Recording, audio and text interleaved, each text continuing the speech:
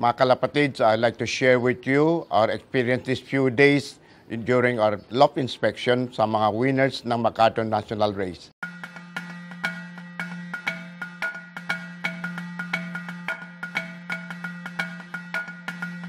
We're on our way to inspect the unofficial champion bird ni Mr. Hamvenji Bukiret. Okay, ngayon, bibisitahin ako ng Big 3 para sa qualifying, isa sa mga qualifying rules ng MacArthur sa after the race. So, yun, speechless, very tense, and hindi ko alam kung anong ano eh.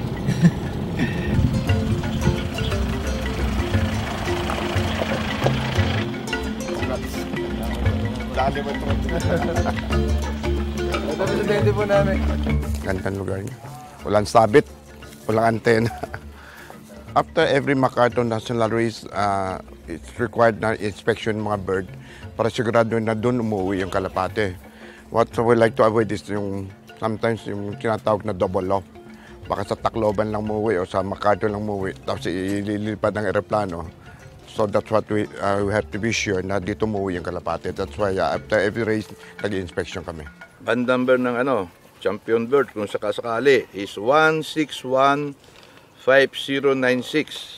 Tama okay. Po. Yung marking ng 1615096. Okay. Yan.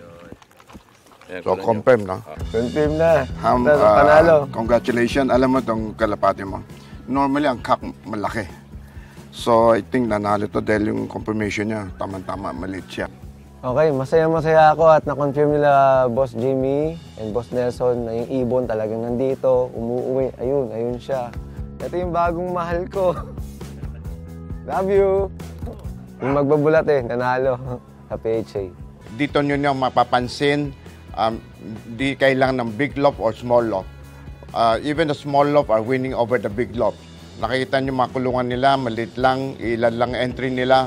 In fact, the champion, si Ham Bokiren, 2 lang entry niya. And yet, naka-achieve siya ng champion this year MacArthur National Race. Tapos na tayo rito kay Ham, and patungo na naman tayo kay Agapito Mabansag sa may Taytay.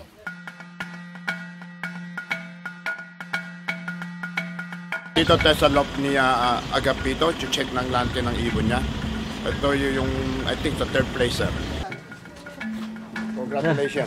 Salamat po. Buti naman, nakakating sila ng maayos. Natagpuan nila yung loop ko. Ito si Agapito, nung sa result, nung lumabas, pangalan ko. Kala nila, kalapati ko. Hindi po. Yung ibon na po yun, galing po kay Sir Anson. Raffle bird ko po yun.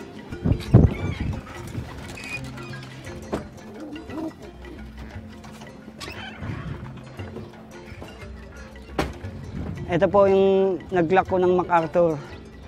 Okay, so bali ang ring number ng ating second clocker ay 1614704.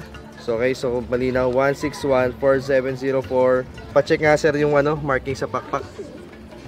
Kung meron. Ayan, okay. Sir Anson, ito na po. Clock po ng MacArthur. Yung ibon mo, maraming salamat po. Sa tao lang gagamitin kong premyo ko, pabibinyagan ko yung 3 kong anak. May napansin kami, si Mr. Agapito Mabansag, halos naiiyak siya sa tuwa. He never expected gonna win this race, and dahil may 3 pang siyang anak, hindi pa niya napabinyag because of this race. At sa tuwa niya, naiiyak siya dahil mapabinyag na daw niya ang 3 niyang anak. Ito si Agapito. Nakita mo sa tuwa. Sa tuwa naiiyak kahit sa interview. No? Diyan na nakikita na walang halong pandara yung palaro natin. So lahat ng kasali ng member, they have the chance na para manalo. Huwag ka na umiyak, nanalo ka na. Congrats. With his determination, he was able to achieve manalo ng 3rd place MacArthur National Race. Patuloy kami kay Reggie Cruz, ang 5th and 11th clacking ng 6th MacArthur National Race. Siya lang nakapag-2 clacking sa mga 27 qualified birds.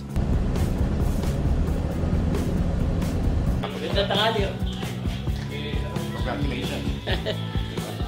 Nandito sila para mag-inspect ng ibon para dun sa nanalo ko na MacArthur race.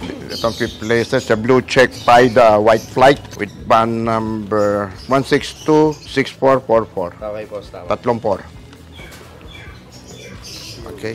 And the 11th place, there's a blue bar hand with band number 1626437.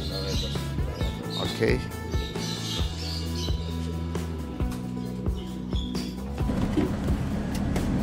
Nandito tayo ngayon kay Romerico Perez to inspect yung 6th MacArthur winner niya. Pang ilang taon mo nang sumali ng MacArthur? Bali, second ko pa lang po Second. So last year sumali ka? Bali, huminto po kasi ako last 2 years. Bali, ang huli ko po yung third. Third MacArthur. Opo. Nanalo ka naman sa third?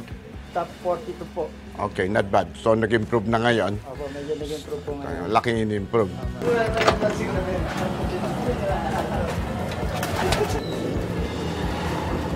Ito po yung aking 6th placer ng MacArthur. Isa po siyang cock.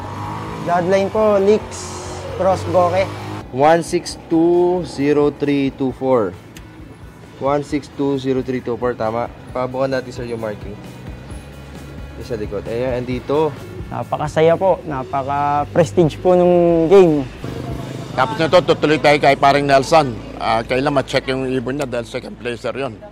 So, may sigurado lang natin ang distance niya.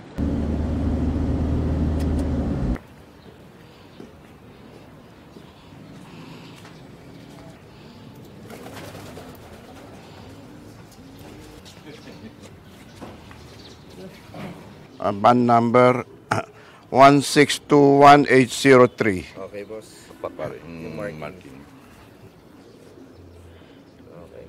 Parang Nelson, balita ko, kamuntik daw mag-champion ito. Dapat champion itong ibon na ito. Kaso, ano nangyari? Hindi ko rin alam kasi ang sabi ng Lufman ko, kailangan ito, may bisyo to. No? Kailangan mayroon siya nakikita ang kasama ng lumilipat saka sa bababa. No?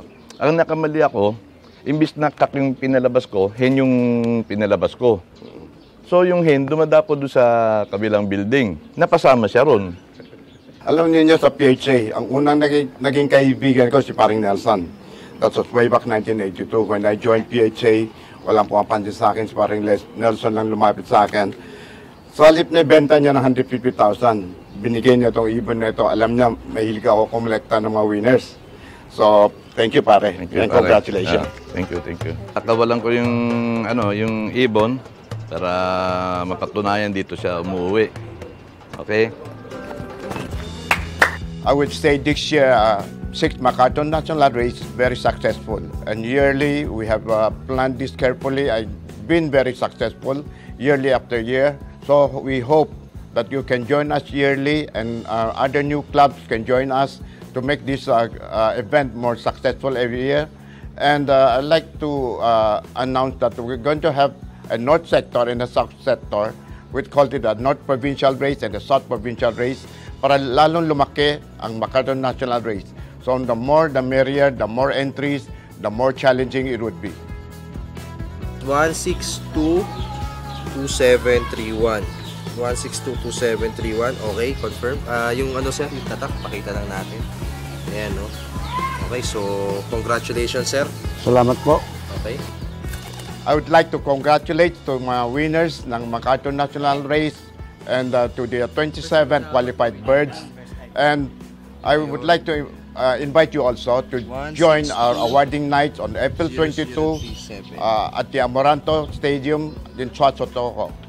And I'd like to request you to be there early because we're going to start the program by 6 o'clock sharp. And we're going to have games and ang mga games natin, ang mga prizes ay mga kalapate. So guys, kita-kita tayo April 22 at Amoranto Stadium for the MacArthur Awarding Night.